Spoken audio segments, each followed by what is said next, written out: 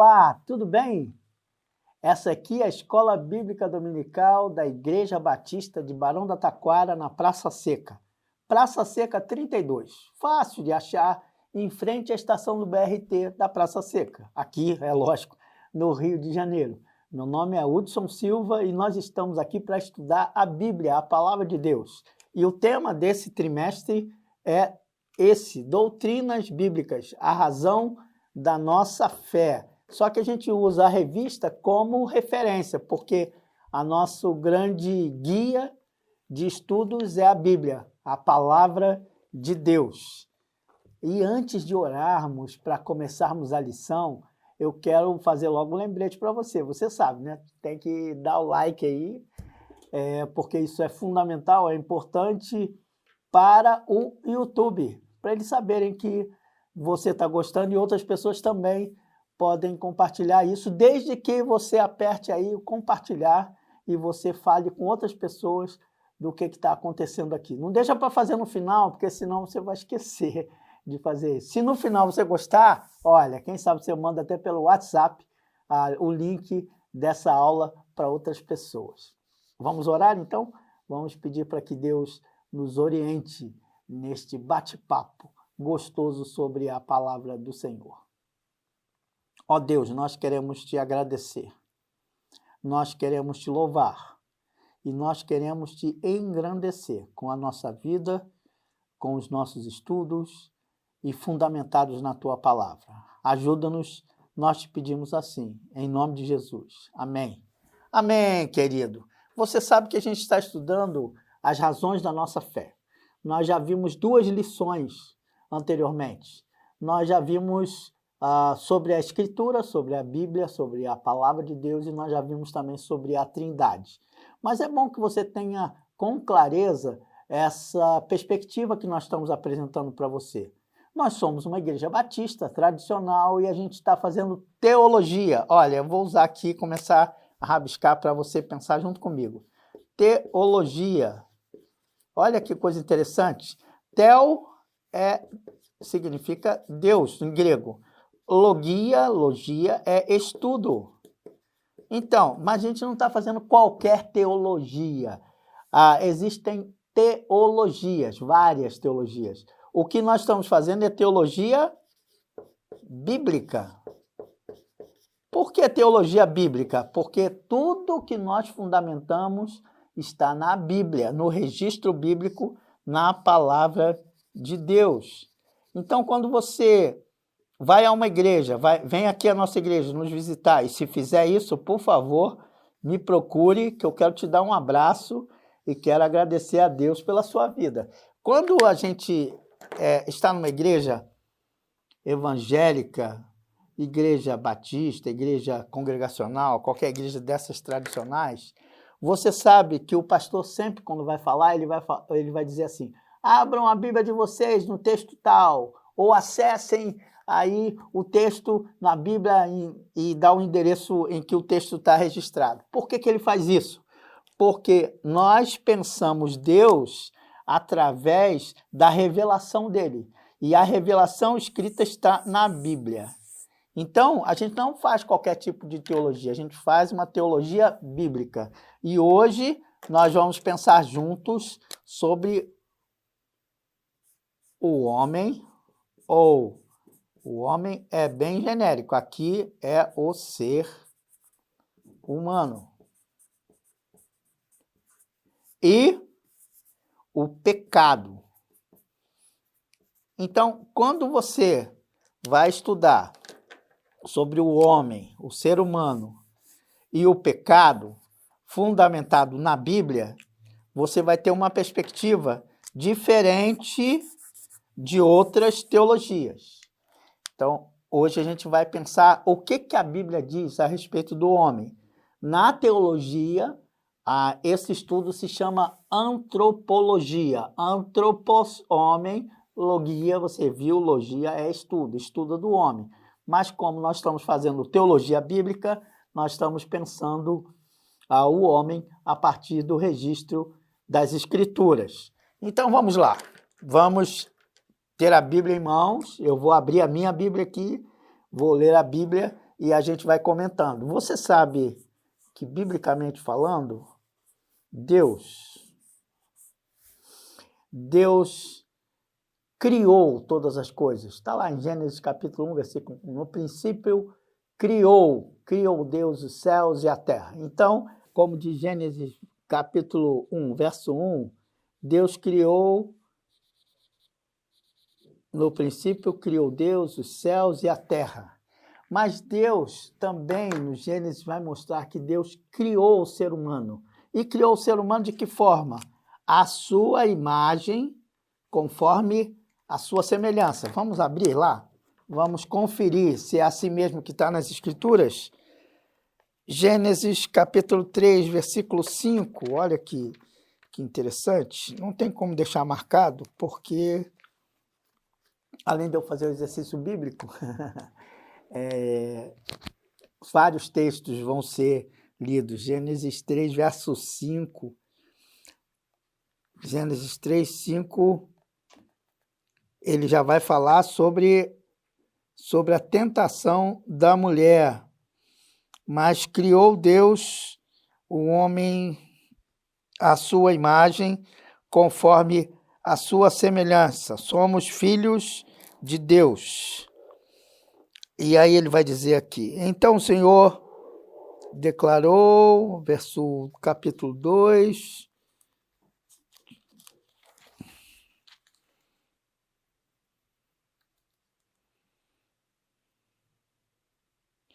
criou Deus, capítulo 1, versículo 27. Gênesis 1, 27.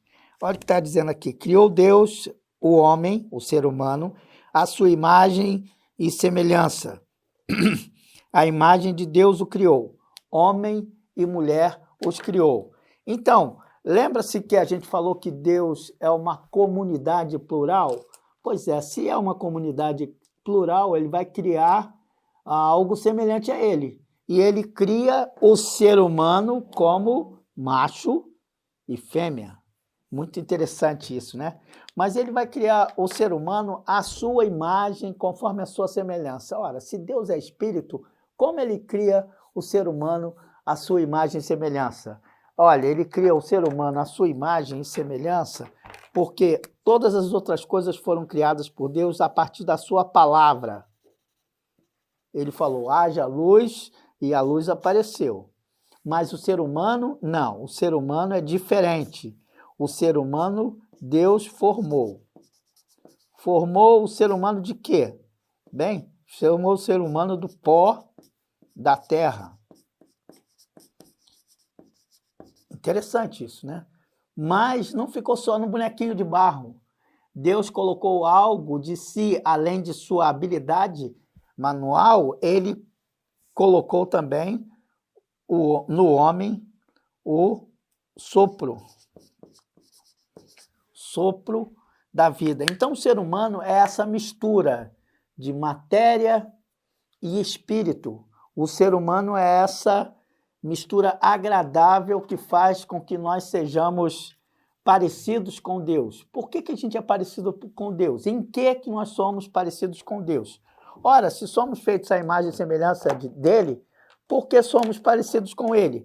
Porque nós temos desejos, nós temos moral, vontade própria, e nós temos nossa vontade própria. Deus, então, criou um ser capaz. E aí, esse ser que é capaz, ele foi seduzido não é para deixar de ser capaz, não, para se igualar a Deus. A grande tentação do ser humano foi querer ser igual a Deus. E quando ele quer ser igual a Deus, aí surge, os seus desejos ficam revelados e surge o pecado. E o que acontece com o ser humano quando ele peca? Quando ele peca, ele se afasta de Deus. Ele continua tendo desejos, sua vontade, sua moral, mas ela está corrompida. Então, isso é interessante nós entendermos, porque dentro da teologia bíblica, você vai perceber que o homem é um ser, mas é um ser partido. Um homem é um ser, como diz, fendido, machucado, faltando um pedaço. E é por isso que alguns teólogos vão dizer que o homem tem um buraco do tamanho de Deus. Então, esse ser que é material e espiritual, ele tem em si, na sua essência, seu valor, tem valor próprio, tem valor, tem dignidade, mesmo com pecado. Tem também sua ideia de coletividade.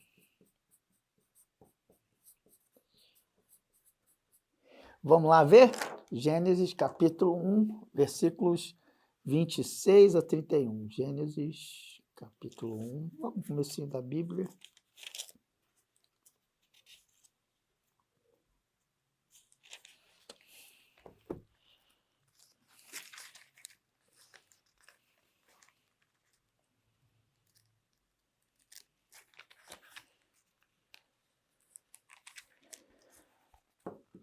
Então, disse Deus, façamos o homem à nossa imagem, conforme a nossa semelhança.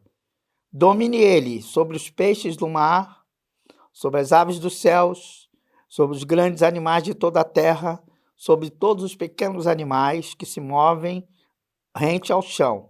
Criou Deus, então, o homem à sua imagem, a imagem de Deus o criou, macho e fêmea, homem e mulher, os criou. Então, o ser humano tem esse valor intrínseco, essa dignidade, essa ideia de coletividade, de grupo, de agrupamento. Por que tem essa ideia? Por que tem valor? Por que tem dignidade? Por que tem a ideia de agrupamento? Porque Deus, que nos formou, ele é uma comunidade de amor. Então, nós temos a necessidade de comunidade. O homem não nasceu para viver, o homem nasceu para conviver, viver junto com outras pessoas. Já disse o poeta, ninguém pode ser feliz sozinho. É tanto que a grande punição que dão nos presídios é a solitária, a pessoa ficar sozinha, porque o ser humano precisa de contato com o outro. Então, o pecado trouxe isso daqui, mas, acima de tudo, o pecado afastou o ser humano. Olha que coisa interessante. Afastou o ser humano de Deus. O pecado afastou o ser humano do próximo.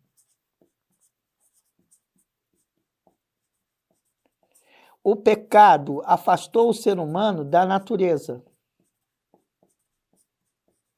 Porque ele foi criado da terra. E o pecado afastou o ser humano de si mesmo. Vejam, 4 coisas que ocorrem com relação à nossa visão de pecado é que o pecado nos afasta de Deus. O pecado nos afasta do próximo. O pecado nos afasta da natureza criada por Deus. E o pecado nos afasta de nós mesmos. Então, se você está em crise existencial, não se iluda. É o buraco que existe dentro de você, que a gente não gosta, mas que biblicamente se chama pecado. E o pecado, ele é o nosso desejo corrompido, porque o pecado original é nós querermos ser iguais a Deus. Ora, se Deus já nos fez semelhantes, por que a gente quer ser igual a Deus? Na verdade, nós não queremos dividir nem com o outro. A gente é dono do próprio nariz e a gente vai dar a língua para Deus. O pecado é esse desejo de dar a língua para Deus e falar, não preciso de você, eu cuido de mim sozinho. Só que no meio do caminho a gente descobre que não dá conta sem a presença de Deus.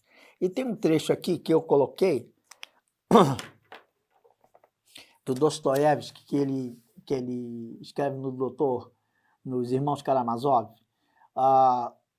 O Ivan Karamazov vai falar: se Deus não existe, tudo é permitido. E essa é a realidade da nossa sociedade. Ora, se Deus não existe, tudo é permitido. Mas se ele existe, então há que ter alguns conceitos morais e a gente precisa lembrar disso o tempo todo. Olha, vou ler os textos que mostram que nós nos separamos de Deus. Salmo 51, 4 e 5. Salmo 51.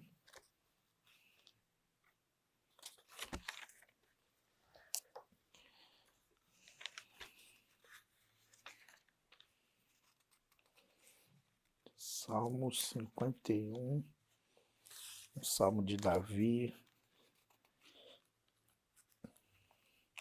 verso 4 e 5. O poeta diz assim: contra ti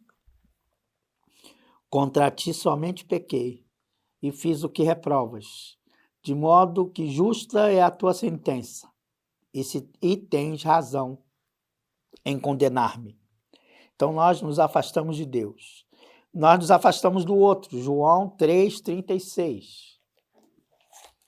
João 3. Quem crê no Filho tem a vida eterna, mas quem não crê no Filho não tem a vida eterna, mas a ira de Deus permanece sobre ele. Nós nos afastamos da natureza. Romanos 5, 12 a 19. Romanos 5, 12. Portanto, da mesma forma como o pecado entrou no mundo por um homem, e pelo pecado a morte, assim também pela morte ela veio a todos os homens, porque todos pecaram, todos se afastaram de Deus. E, finalmente, nós nos afastamos de nós mesmos. Efésios 2, 8 a 10. Gálatas, Efésios, Coríntios, 2 Coríntios, Tessalonicenses, Efésios 2.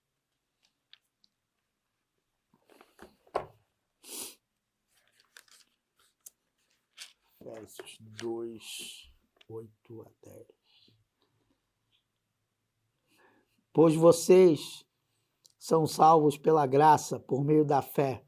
Isso não vem de vós, é dom de Deus. Não vem por obras, para que ninguém se glorie.